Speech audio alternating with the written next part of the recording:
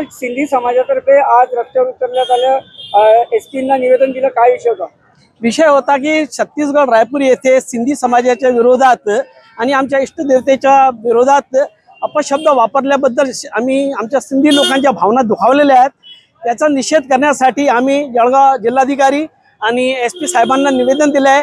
अशा विकृत माणसाला सजा झाली पाहिजे, त्यांना अटक झाली पाहिजे आणि त्याच्यावर योग्य कळकळीत म्हणजे त्याच्यावर कारवाई केली झाली पाहिजे आणि त्यांना अटक केलं पाहिजे। त्याचं नाव काय? ते अमित वघेल आहेत आणि छत्तीसगडमध्ये रायपूरचे आहेत। त्यांनी संपूर्ण सिंधी समाजाच्या भावना त्यांनी आहत केलेल्या आहेत। त्यांना कठोरमध्ये कठोर सजा व्हावी अशी आमच्या समाजातर्फे विनंती आहे।